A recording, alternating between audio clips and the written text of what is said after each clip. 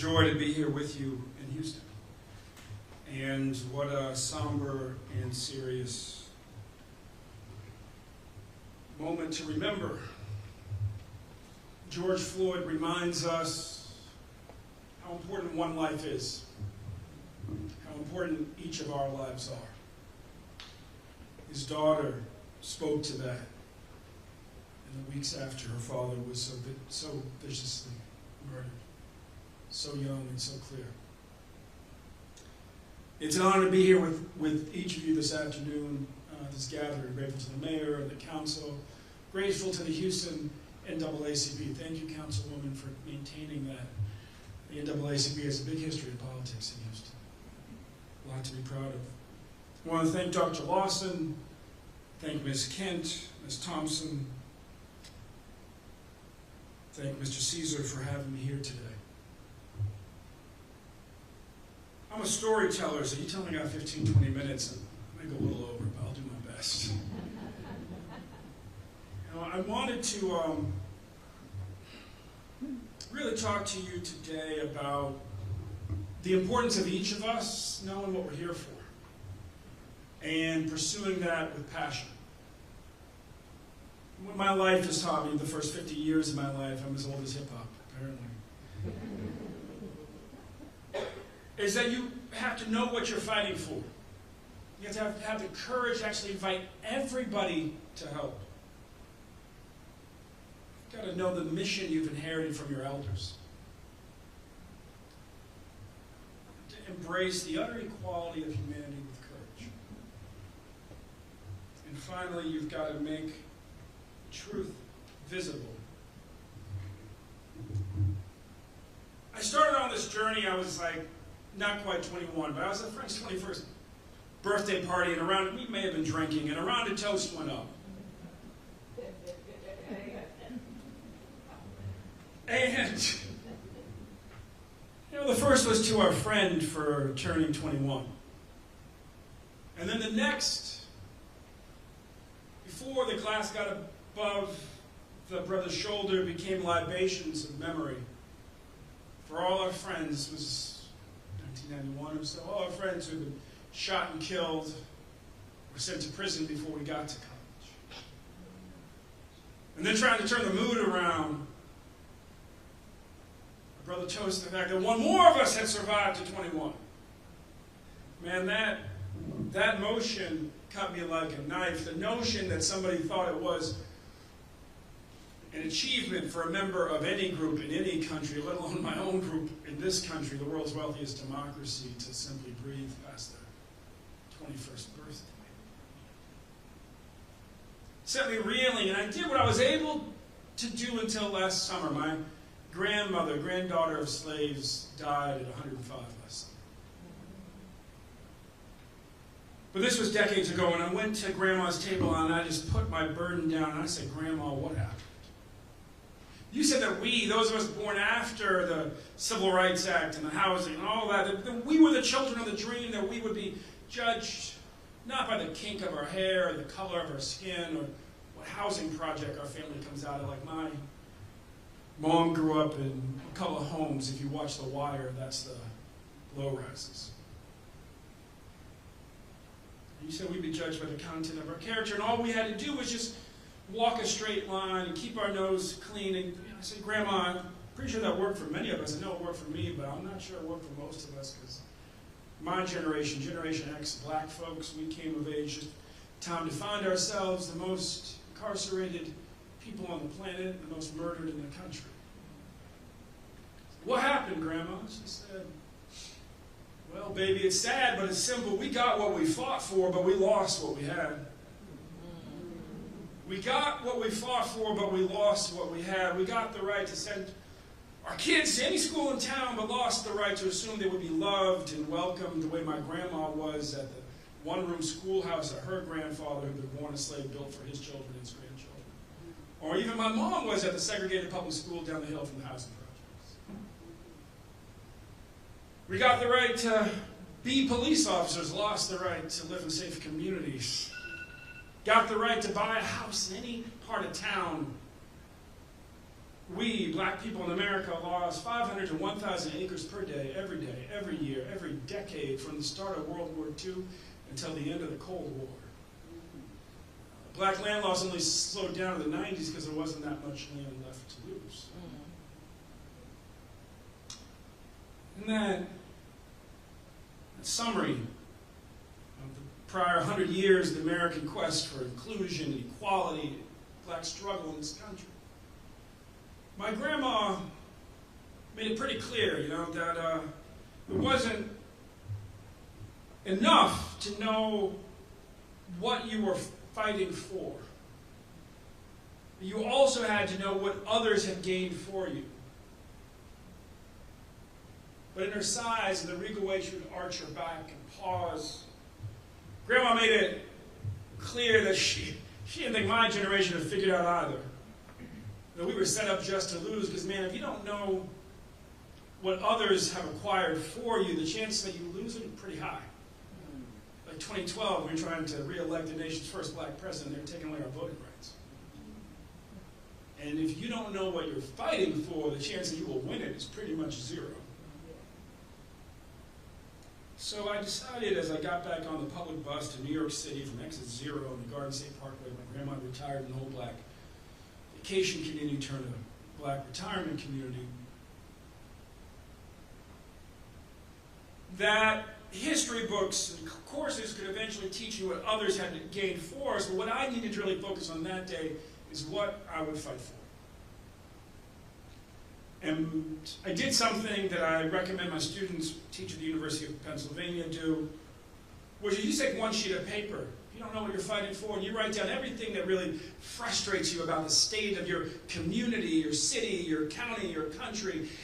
And if something goes on that page that's more significant than something else, you cross off the something else. And if you still can't figure it out, if you got 5, 6 things left, well, you don't let the perfect be the enemy of the good. You just decide that it's all good. You pick one at random, and you let that be. And I went through that process on that bus, and the thing I picked at random, literally just closed my eyes and pointed it to the sheet of paper, and I opened my eyes, whatever I'm pointing at, there's 6 things, that'll be it. And I twirled the paper first to make sure I didn't know what I was pointing. In the injustice in the justice system, man, I had no earthly idea how to do that. But it occurred to me right away that it worked in the reverse. At least I knew what meetings I didn't have to go to, what groups I didn't have to join on campus, what classes I didn't have to take. And then, I did something that a version of something that my mama heard Oprah say to do if you have a big goal. Oprah said, tape it to your mirror. Men, we carry around too much shame for that. Brothers don't want an awkward conversation about what's on their mirror. So I taped it to the bottom of my underwear drawer, and every day I would open it up. Same result, I saw it every day. And when you really focus, when you really decide something, eventually you may be in a pulpit, and they'll say, that sister's on fire, that brother's on fire. People are phototropic, they're attracted to light. We're all wandering around a little lost, looking for a light we can follow. But when you first light that light, it's more like this little light of mine, like the old Negro spiritual. It's just enough light to show you the next step. And so for the next year or so, I kept taking the next step. Ended up getting kicked out of college. Ended up organizing students in Jackson, Mississippi with another brother named Derek Johnson who runs the NAACP now, and a sister named Stacey Abrams from Spelman. You might say the one and only Spelman. But I'm a former Morehouse trustee, so I'm a little biased.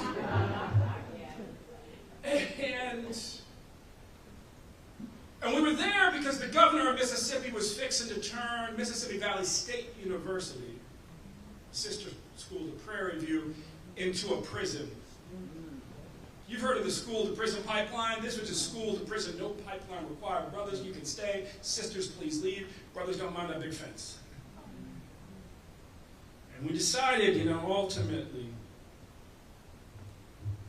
that we needed to get the message to the people of Mississippi that it wasn't just like against the interests of black people or even un-American, if it was un-Mississippian, if you will, to turn a college, any college, no matter the hue of the students, into a prison. It's just something we don't do in America.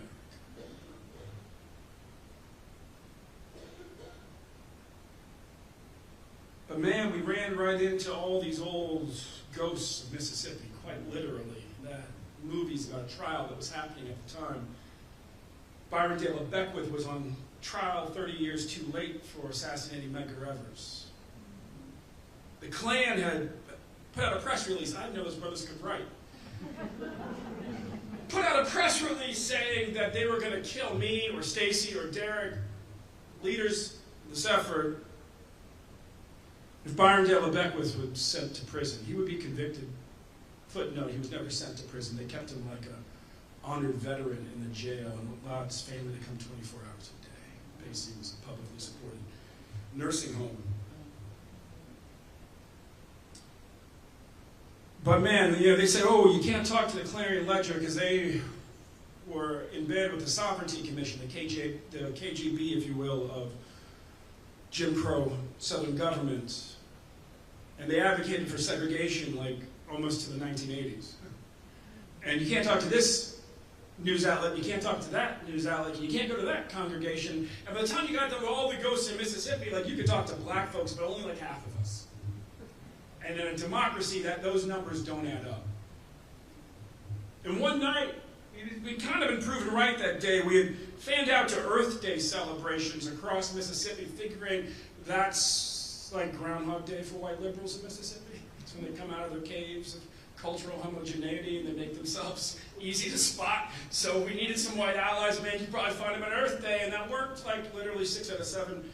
The 7th one, though, by the time our team got up from HBCU Watch, got out to speak about the need to keep Valley from becoming a prison and Alcorn State from just being shut down and Jackson State from being made majority white in 2 years, and no increase in spaces for the displaced black students at any of the historically white schools. By the time they got to talk about that, it had become more of a frat party.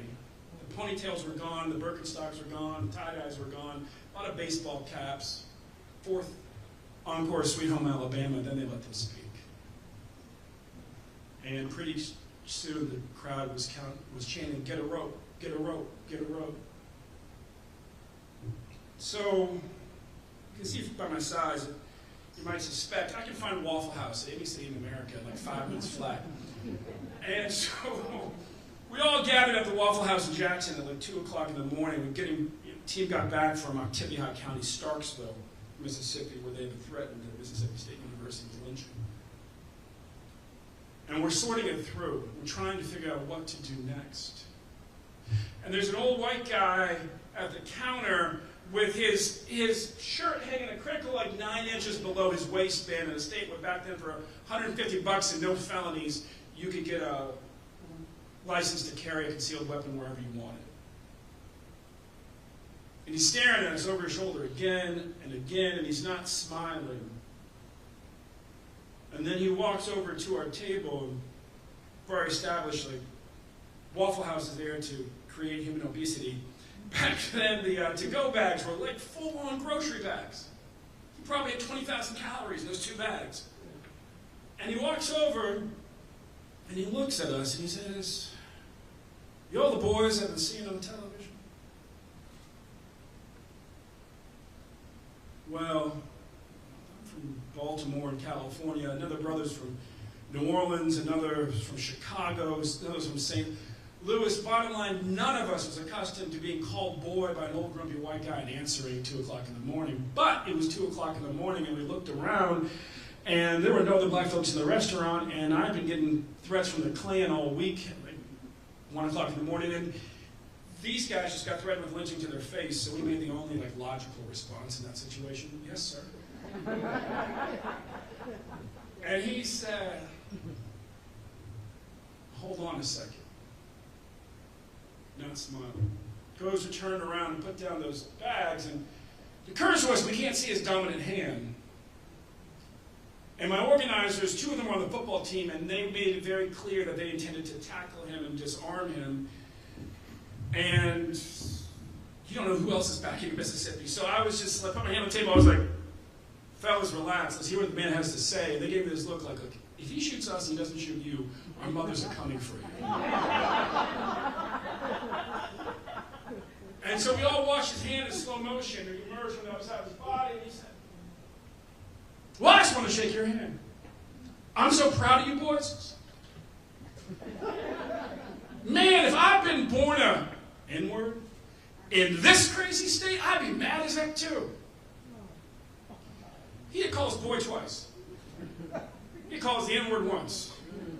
And yet our heart was warming like we just found the most grammatically challenged ally in America.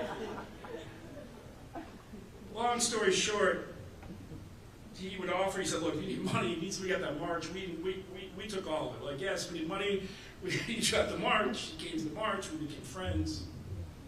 But he taught us a lesson that night. That despite all the ghosts of Mississippi that keep, most black folks out of Mississippi who aren't born there, and the ones who are born there, about half seem to leave in their lifetime. All those ghosts, the banshees, if you will, of Mississippi. If we wanted to win, we needed to talk to everybody.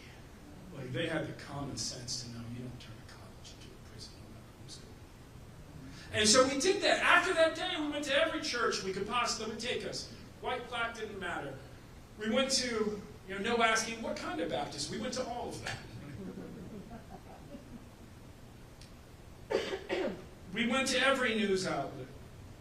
And the news started to change in our favor just by us talking. We discovered, man, these reporters at the local TV station, they ain't even from Mississippi. They're just like passing through trying to get to the Chicago market.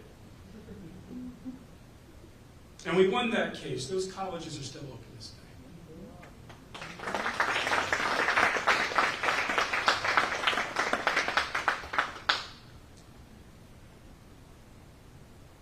Now, my grandma guided me through so much of my life. Delta Sigma Theta, 1936, Virginia State. I suspected there was something else. I will never not say the Ohio State University, because when I was online with Kappa Alpha Psi, there was penalties for getting that the. But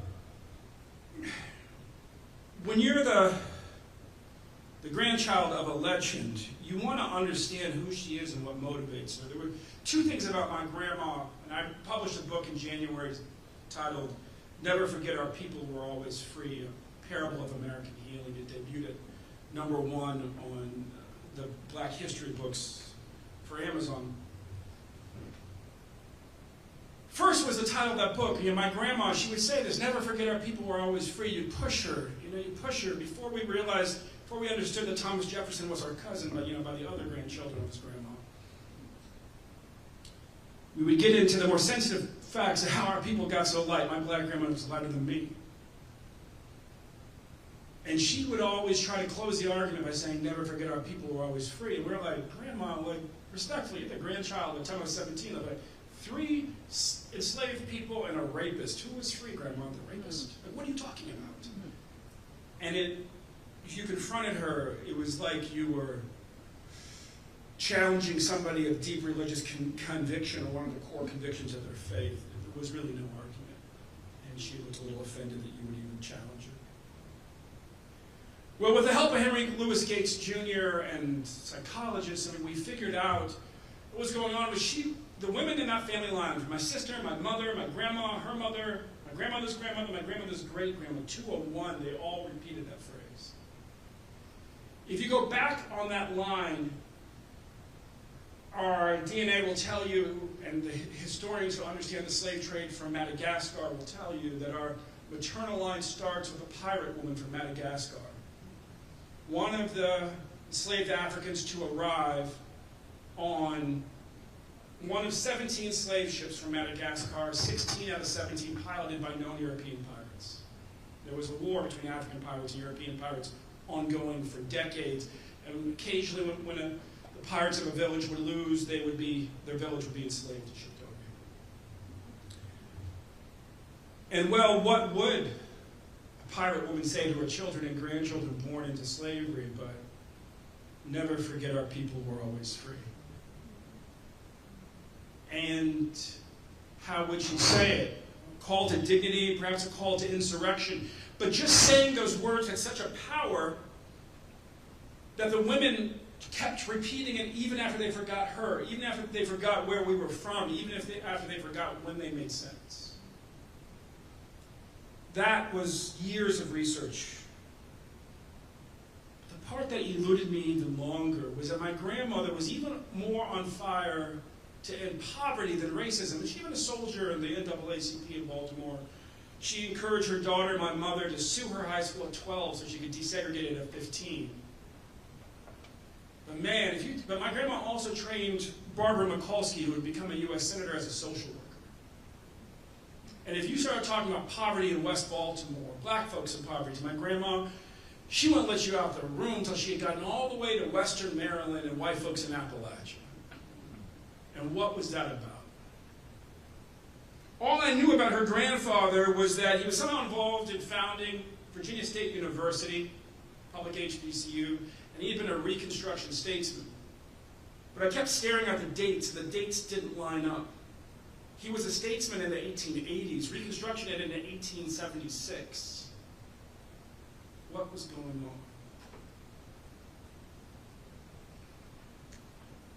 I ran into this word, readjuster, readjuster, readjuster. I hadn't been taught much about the readjusters. I only knew, the way I was taught black history, like there was slavery, there was Reconstruction, there was Jim Crow, there was a civil rights movement, and then we got this mess we in now, right? That was basically. Well, nothing ends hard in history, and nothing starts hard in history. You transition in and you transition out. And there was a transition between Reconstruction and Jim Crow. When black folks were still in office, black folks still had power, and there was a fight going on of who was going to control, say, the state of Virginia. And in the beginning, the old plantation owners who had just been re-enfranchised in 1876, Hayes-Tilton Compromise re-granted them their right to vote.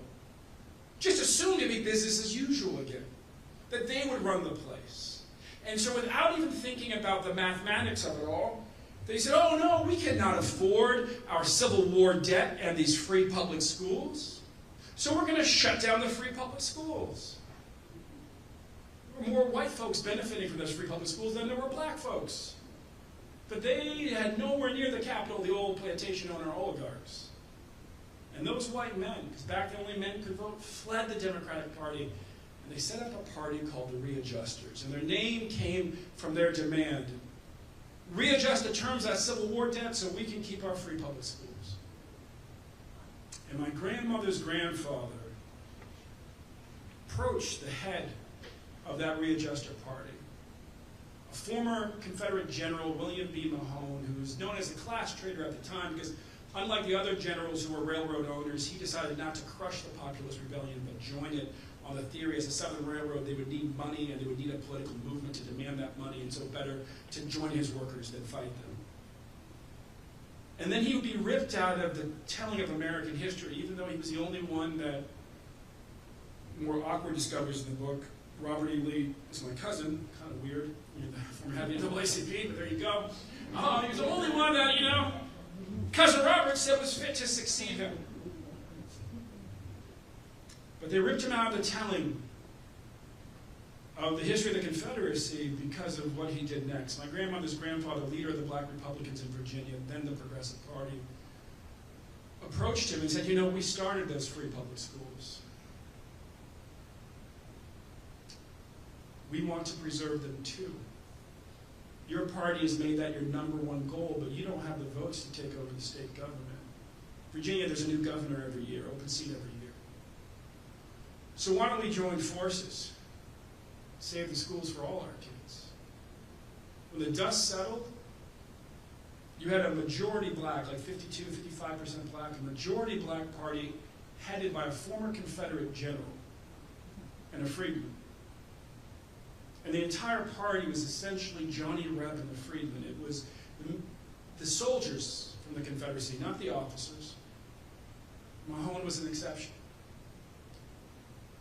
Men who benefited from slavery in different ways but never owned slaves. And it was freedmen like my grandmother's grandfather. They took over the Virginia government. They took over the governorship, both state houses, and through that, both U.S. senators. They saved the free public schools.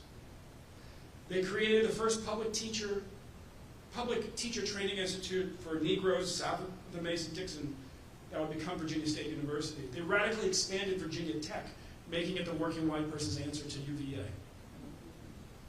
They abolished the public whipping post, then used to torture black folks in the town square, and they abolished the poll tax. Now stop me if anybody were telling, yeah, there was this period in American history where Johnny Reb and Freeman got together and they took over multiple southern states. Why wouldn't they teach us that? Because what came next? Jim Crow. What was the biggest threat to Jim Crow? The American people remembering that just a few years earlier, they had gotten together across every line that separated them, led the state of Virginia from a deficit into a surplus, built public institutions of higher learning that are still with us, saved free public schools, and empowered everybody to vote. That narrative, imagine if we had been taught it. And now imagine if that was in the history books going into Jim Crow. Jim Crow wouldn't have made any sense. And so you got to wonder what's in front of us when they're banning books now, and how you fight